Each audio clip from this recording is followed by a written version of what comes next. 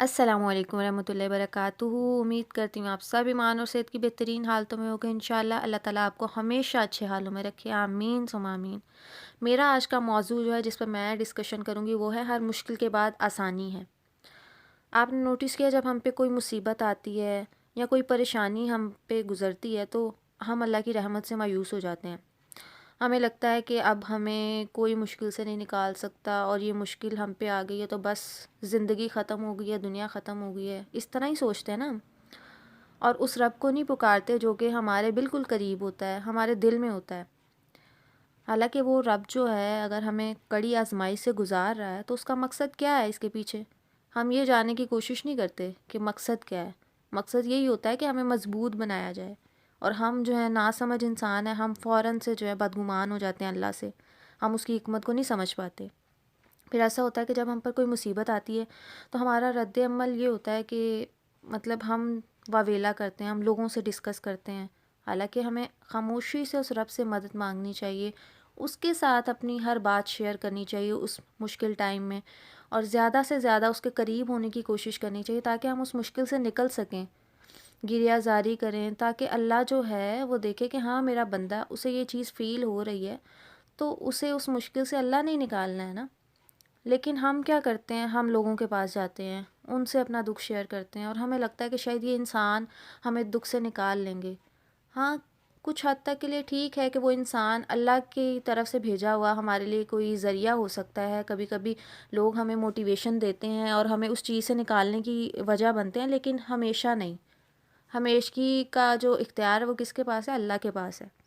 کیونکہ آپ کو یہ سوچنا چاہیے کہ جس رب نے ہمیں پیدا کیا ہے نا، وہی ہمیں اس مشکل سے نکال سکتا ہے۔ کین یو امیجن کہ جو انسان سانس لینے کے لیے اللہ کا پابند ہے، وہ کیسے آپ کی مشکل کو اللہ کی مرضی کے بغیر حل کر سکتا ہے؟ اگر اللہ نے آپ کی زندگی میں یہ آزمائش لکھی ہے، اس وقت میں آپ کی آزمائش لکھی ہے، تو وہ آ کر رہنی ہے اور اس سے آپ کو گزرنا ہی گزرنا ہے۔ کوئی اس وقت تک نہیں نکال سکتا جب تک اللہ کن نہیں کہے گا۔ تو آپ کو قرآن میں بھی یہ آیت بارہا پڑھنے کو ملتی ہے کہ ہر مشکل کے ساتھ آسانی ہے۔ اللہ جب خود کہہ رہا ہے تو اس کا کیا مقصد ہے کہ ہمیں اگر کوئی مشکل آ رہی ہے تو اس ٹائم پہ بھی دیکھیں نا کہ اس مشکل میں بھی آپ کے لیے کوئی نہ کوئی بلیسنگ ہوگی، کوئی نہ کوئی لیسن ہوگا، جس کے ذریعے سے نیکسٹ ٹائم کے لیے آپ کے لیے جو ہے وہ چیز پاورفل ایک ذریعہ بن جائے گی اور آپ دوسروں کو موٹیویٹ کر سکیں گے۔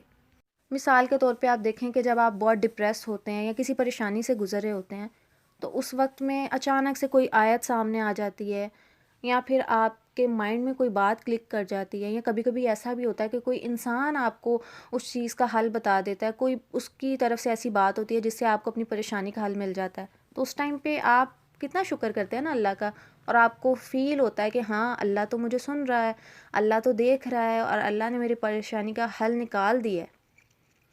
تو پھر جب ہم اس ٹائم پہ خوش ہوتے ہیں اور اللہ سے جو ہے مدد طلب کر کے شکر گزار ہوتے ہیں اس رب کے، تو آپ کو یہی سوچنا چاہیے کہ اللہ تو پھر ہر وقت آپ کے ساتھ ہے نا۔ اللہ نے کبھی بھی آپ کو تنہا چھوڑا ہی نہیں ہے۔ دنیا آپ کو تنہا چھوڑ سکتی ہے لیکن اللہ کبھی بھی نہیں۔ اللہ تعالیٰ کی ذات ایسی ہے جو ہر بندے کے لیے مخلص ہے اور ہر بندے پہ اپنی محبت اس طرح سے نشاور کرتی ہے کہ اس کی محبت کا اندازہ ہم لگا نہیں سکتے۔ اس کی محبت اتنی زیادہ کہ ہمارے دماغ میں جو ہے اتنی وسعت ہی نہیں ہے کہ وہ چیز سما سکے، یا ہم سوچ سکیں کہ اچھا اتنی ہے یا اتنی کاؤنٹ کر سکیں، ہم کاؤنٹ نہیں کر سکتے۔ انفینٹ، آپ نے میتھس میں پڑھا ہوگا نا انفینٹی کے بارے میں، فزکس میں بھی پڑھا ہوگا اس چیز کے بارے میں کہ انفینٹی ایک چیز ہے کہ ایسی چیز جو لامحدود ہے، ٹھیک ہے، جس کی کوئی حد نہیں۔ تو اللہ کی محبت بھی ایسی ہی ہے۔ اللہ بہت رحمان اور رحیم ہے اپنے بندوں کے لیے۔ یہ ہم انسان ہی ہوتے ہیں جو اللہ سے دور ہو جاتے ہیں اور سوچتے ہیں کہ شاید اللہ ہم سے پیار نہیں کرتا، اللہ ہم سے محبت نہیں کرتا، وہ ہمیں نہیں دے رہا، فلاں کے پاس تو یہ چیز بھی ہے، وہ چیز بھی ہے، میری اللہ نہیں سن رہا، کیا وجہ ہے؟